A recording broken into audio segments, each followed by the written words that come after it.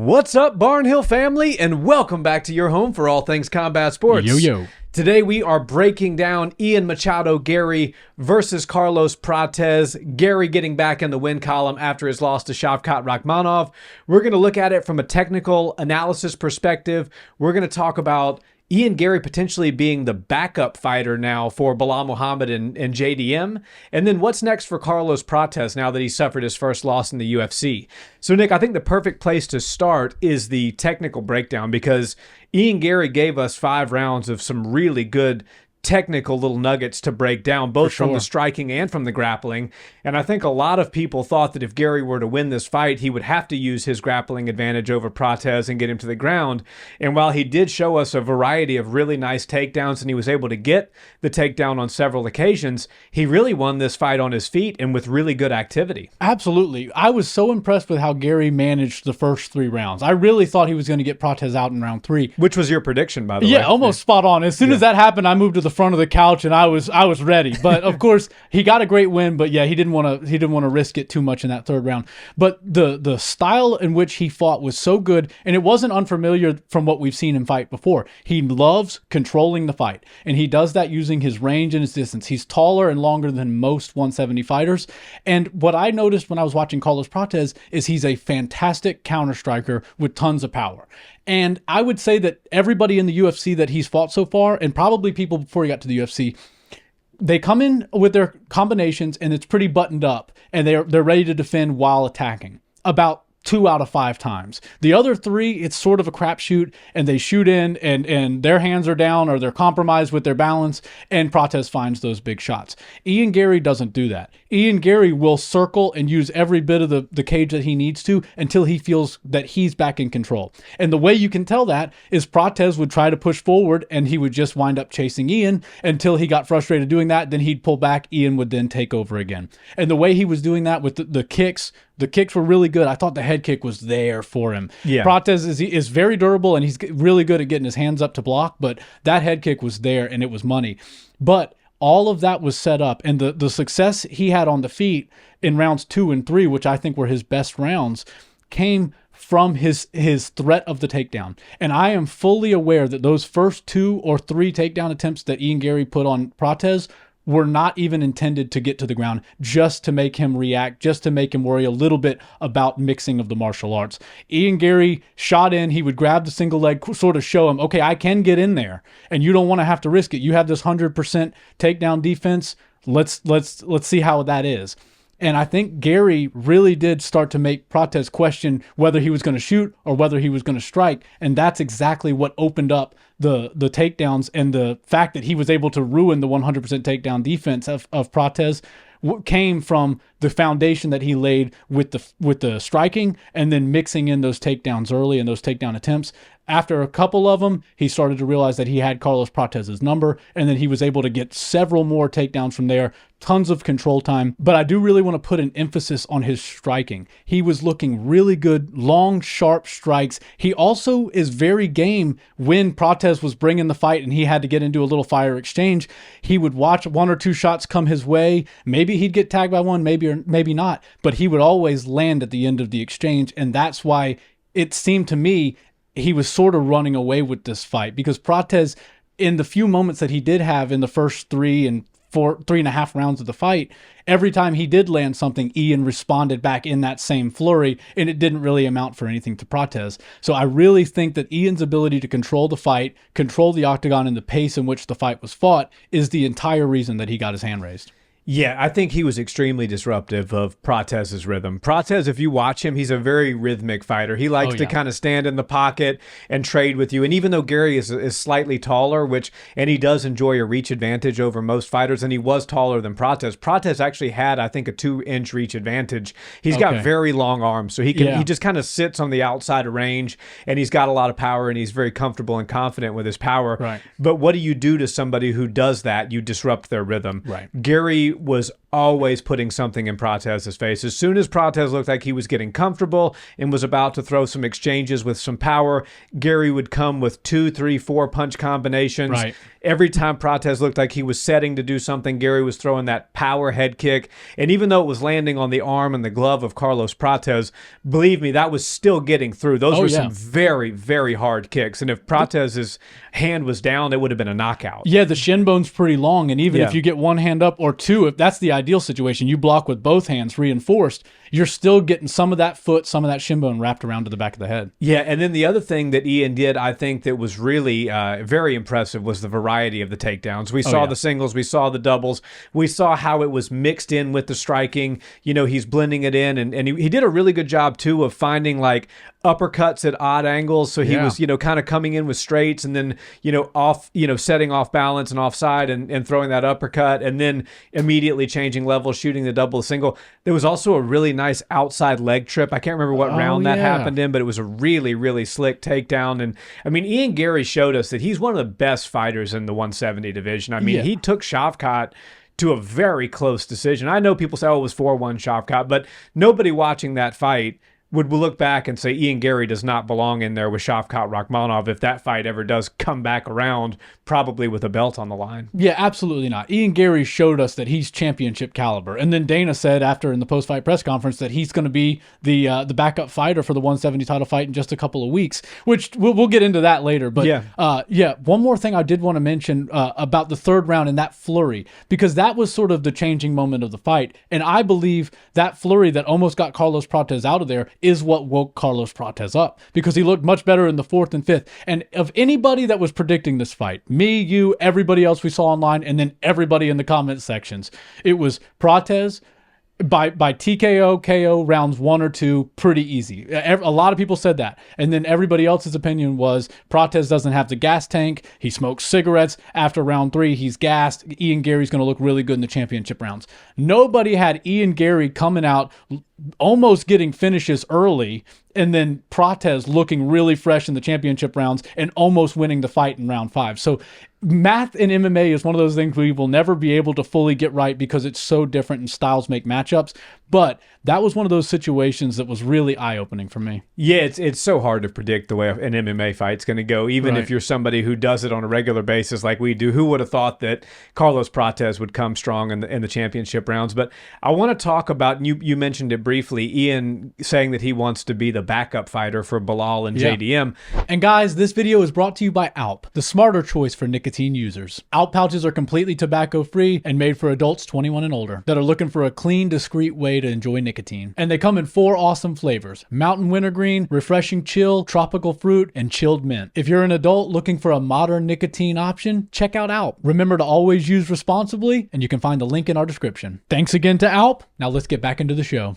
I was surprised because I didn't think I knew Dana would get asked about it in the post-fight presser, but I didn't think that he would really, agree to it. Right. I thought he would kind of brush it over and say, it's too short notice. We got to see the Tuesdays when we make the matchups, the same stuff that Dana always says. We're not banking on somebody falling out. We're banking on these guys showing up. Exactly. But no, Dana was like very surprising to me, said, that Ian Garry is actually going to be the backup fighter. So that happened pretty quickly because the time from the conclusion of the main event to when Dana sits down and talks to the press is 20, 30 minutes. So, I mean, that's a lot happened in that period of time, obviously, to where Dana verbally agreed to let Ian be the backup fighter. But I don't think that's a good idea, and I'm going to tell you why. Okay. One, he dominated Carlos Prates. It was a very decisive victory, but it didn't come unscathed. He was not unscathed either. Right. He did take some shots. Carlos hurt him at the end of the fight. His nose had a very visible gash on it.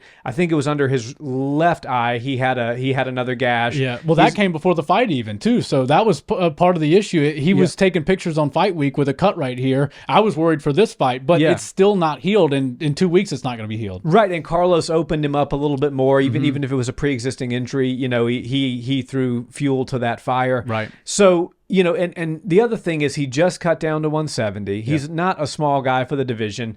He's got to allow his body to rehydrate fully and eat and start to replenish himself that way. He definitely can't train between now and 2 weeks from now because he's got to let his face heal. Yep. And I don't think that some of those gashes are going to be able to be healed fully in 2 weeks. No. And for somebody who's such a promising young fighter, who's got so many good years left ahead of him, who just righted the wrong he lost for the first time in his career and got immediately back in the win column. Right. One of the worst things he could do right now is be that backup fighter. I get it. You're going for a payday and you're probably not going to have to fight. So make the money, young man. But what happens if JDM does actually have to pull out of the fight, or Bilal has to pull out of the fight? Now you go in there compromised on 2 weeks. Right. You haven't trained, you haven't sparred, you haven't prepared for this particular fighter because you had to allow your body to heal. And now you're in there compromised against one of the best fighters in the division. I also think that Sean Brady just makes more sense to me as the backup fighter. He's had a longer period of time for recovery, right, and he looked really good in his last one. I'm not super hype on Ian being the backup fighter, if I'm being honest with you. Yeah, I get that, and I understand why you would do it for the payday. I'm sure the UFC will pay him pretty well to show up. But remember, cutting weight is the hardest thing about the sport. Yeah. Guys would fight twice as often if they didn't have to cut weight, and it is taxing on the body. What Ian Garry and Prates and everybody that fought this past weekend went through all fight week is hell on earth. Mm-hmm. And in 2 weeks, you want to do it again? Yeah. If I'm him, if I'm his manager, I would be pining for a fight versus Leon Edwards. I feel like with a lot of the 170ers already paired up with one another, and Leon Edwards being one of the only former champions still in the division, Ian Garry's got the stardom, he's got the ranking. They understand that this guy's going to be a top contender and potentially a champion in the division. So why not get him in there with another big name? That's sort of what we do, right? Nobody gets to go out on top. So Leon Edwards is going to have to do some heavy lifting on his way out of the top of the division. And if Ian Garry's the kind of guy that shows up and fights a guy eight numbers in the ranks behind him, I feel like the UFC is going to give him a solid opportunity and let him fight somebody further in the ranks on his next fight rather than going back in the ranks once again. Yeah, and that's something that people brushed over, but it's really important. He took a short notice fight against a guy that's behind him by a meaningful amount in the rankings. That's not something everybody would do. And that should have told everybody what we needed to know about this fight. Carlos Prates is a great fighter. He is going to be a monster in that division. I absolutely believe he could have won that fight. But Ian Garry is buttoned up. Game plan is always on point. He's got the style to beat Prates. He doesn't lend for opportunities to just get cracked. He controls the fight. And that's why when I saw this fight get made and it was on short notice, and I was just like, man, Ian Garry, I went back and watched all the fights and I was like, Ian Garry just controls fights so much. And Prates is sort of like water. He just lets the fight sort of take place, but watch out because something's coming as soon as you make a mistake. Ian Garry just doesn't allow for many mistakes to happen. And he started to make a few in the end, and that's when he almost lost the fight. But man, if this would have been a 3-round fight, that would have been one of the most lopsided wins of Ian Garry's career. Yeah. And the other thing about the backup situation before we move on to what's next for Prates, what if the pullout happens with Bilal and not JDM? Now you're getting in there because I think that Ian Garry could get in there and fight Bilal on 2 weeks' notice. He would very, very likely lose that fight, especially with not any preparation and being compromised. Right. But Bilal's not the kind of fighter that you get in there and that fight changes the course of your career. Bilal's probably going to beat you by decision. Jack's a killer. Yeah. If you get in there with JDM and you're compromised and you suffer a brutal knockout, which Ian Garry has never suffered before, that's a career-changing sort of moment and a career-defining sort of moment. So it can change a fighter's mentality. They can become gun-shy. They can become scared. They can become timid. Exactly. And so I think for all of those reasons, I think Ian... Yeah, he'll probably weigh in. He'll probably make a little bit of money, and he won't have to do anything. And at the end of the day, all that I'm saying here will be for naught. It'll just be an extra little payday for Ian and a little bit of media publicity. But if he does have to jump in there, I fear that would be the wrong move for his career, and I think somebody like Sean Brady should just take that. Yeah, I mean, it makes sense if Ian wants to stay in the headlines and sort of just keep, the news around him. But I'm with you. I don't think he needs to just cut the weight for this. He's got a huge high-profile fight probably coming next, maybe for a title. If not, it's either a 5-round main event or it's a very important fight on a pay-per-view. So I would just sit back, let your wounds heal and everything like that, and then come back on the attack. Put the pressure on Sean Brady. Say, look, I just fought. Let him go take the alternate position. And then now Brady, right off the internet, right off of a call out, would have to say, okay, I'm going to do that. Nobody would want to be the guy that doesn't take that opportunity, especially if a guy in the rankings with you is like, I just had a fight, so why don't you do it? It's like a little bit of reverse psychology. I feel like Ian is on brand enough to do that, but he didn't do it. Yeah, he's usually pretty slick with his words. But I want to talk about Prates now, because we've seen now the Fighting Nerds were undefeated in the UFC up until last night, the hottest camp in the last year. I mean, they're really coming on strong, and Carlos Prates was one of the ones leading the charge. Right. I think he's got a lot of promise. He needs to fix some things if he's going to really make a run towards the top 5 and potentially a championship. Right. I don't know how real the smoking thing is, but if he really is an avid, like, heavy chain smoker, like, you're not going to become a champion in the UFC in 2025 if you're smoking cigarettes every day. I'm sorry, it just is what it is. You know, unfortunately, for Carlos Prates. It looks so cool. It does, and I get it. He's got Muay Thai tattooed across his chest. I know you go to Thailand and you see all the best Thai fighters, and they're outside smoking a cigarette together before they get in and fight. I get it. But today's world in MMA, in the UFC, when there's multiple facets of the sport, grappling and such, you're just, I mean, being an avid smoker is not anybody's idea of what an ideal fighter should be. Yeah, we're talking about a day in MMA where we're worried about VO2 max, resting heart rate, getting a good night's rest. He said he sleeps 3 hours a night, and I don't think that's because he's just nocturnal. I think he likes to maybe go out and have a good time. But you know what? Prates, take all of that stuff with him. He's still a great fighter. He still almost got one of the best 170 fighters in the world out of there after getting beat up for 4 rounds. So he's a meaningful guy in the division. What he does next does matter. And I don't think just because he lost that the Fighting Nerds stock goes down or that Prates' stock goes down. I think people are more realistic with his ability to achieve in the UFC. I think people understand, okay, yes, this is a little bit of a novelty. He's fun, he's exciting, but he is this party animal, and we've got these guys who don't do anything that isn't completely buttoned up and regimented. You know, you got people like Merab Dvalishvili who win a fight Saturday night and then Sunday morning they're on a 5-mile run. You know, there's just a different level of commitment. And I think Prates is a great fighter. He's a meaningful fighter, and we're going to see him climb back up in the rankings. But the UFC does need to look at his skill set and where he is at in his career, and maybe start to look at 3-round fights and high-profile strikers rather than fully, you know, number 1 contender guys like Ian Garry, or guys that are just significantly stronger than him or have significantly better grappling.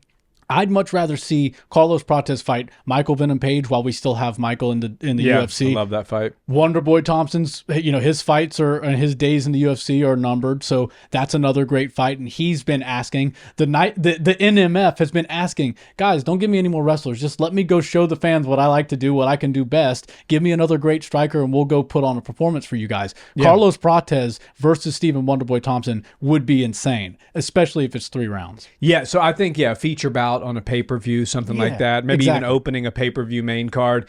I love the fact that he kind of does, you know, sit in between Thompson and MVP in the rankings. Yeah. And not to cut you off, but he is sort of like that Sugar Sean character in a way. Sugar Sean was perfect for one of the first 3 fights on a pay-per-view card. I feel like Prates is that guy too. He's got all the casuals, he's got the fans, he's got the masses paying attention.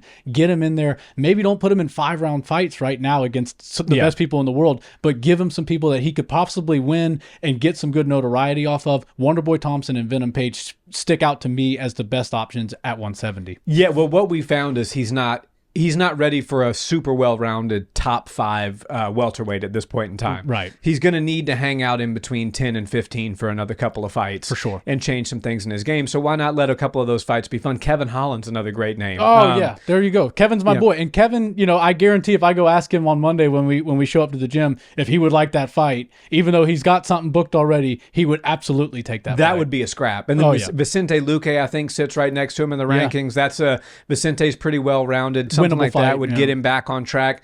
But I think Carlos Prates needs to take a step back, reassess what he wants to do with his career. He's very skilled, but do I want to be a top contender and potentially a champion? And if the answer to that question after some soul searching is yes, he does need to change some things. We're going to need to stop the smoking. We're going to need to stop sleeping 3 hours a night. As the kids say, lock in. Lock in. Fill the gaps, lock in, because the talent's there. 100%. I mean, he's got the reach, he's got the power, he's an incredible striker, but he's also an incredible striker with really, really good takedown defense. It took a lot out of Ian to get him down last night. So if he can defend the takedown, he can hang on the feet with anybody, but he's got to sharpen the sword just a little bit. Yeah, that takedown defense is absolutely insane. The fact that he still gets out of those singles while he's on the ground and it doesn't actually count as a takedown is insane to me. One last thing I'll say. I love the Fighting Nerds. I think that there's a lot of promise for all those guys, especially the top few. But it felt to me like there was this weird race going on between them, and not a competitive one by them, but just for us as fans to watch. You know, you got Caio Borralho who came on first, and he was growing, and he's kind of growing at the most steady pace. Yeah. And then you got Carlos Prates who came out of nowhere and just flared right up. And if he would have won last night, he would be just as close to a title fight as Caio Borralho. Yeah. Then John Silva comes out of nowhere and just starts lighting people up. And now he's one of the top contenders. So it is really fun to wonder which Fighting Nerd is going to get to a UFC title first. And I thought if Ian Garry would have gotten beat by Carlos Prates, Prates would have wound up right there in the discussions like Caio Borralho, and it would have been one of them two. Now that he's lost, I understand that he's not going to be the first one. It's between John Silva and Caio Borralho. Something tells me Borralho is still going to be the first one. Yeah, well, that was going to, since you brought it up, I wasn't going to talk the rest of the Fighting Nerds, but between Caio Borralho, Carlos Prates, John Silva, and I'm going to throw one more in there, Mauricio Rufy. Oh, the GOAT. Yeah, he's so cool. Yeah, who do you think of those four is going to fight for a title first? I think it's got to be Caio because he's trying to make business with Khamzat, and even though DDP said that he's fighting him and it's going to happen, it would make sense for Caio to be a backup fighter in that situation. And if you're that close to it, you're right there. I believe John Silva needs one more vicious win to get a title shot, or if he wins by decision, it'll probably be two more. But there's a lot of great opponents at 145 for John Silva, and a lot of the ones that have the biggest names are sort of on their way out of the division. So he's going to catch them at the perfect time, probably get some highlight reel knockouts over some legends that we all know and love. And man, that's hard to say, but you know what? I'm going to go with the underdog. I think even though Caio's been around a little bit longer, John Silva's going to be the first one. He's going to get the 145 belt. I agree. I think, let's go. And I don't even know that he's going to get the belt because that's a hard belt to get. True. But I believe his next fight's going to be against a top 5 guy, and I believe if he wins that fight, especially if he wins by knockout, which is pretty much how he wins, or brutal submission, that he's going to get a title shot. Absolutely. So we'll see. We'll wrap the video with that.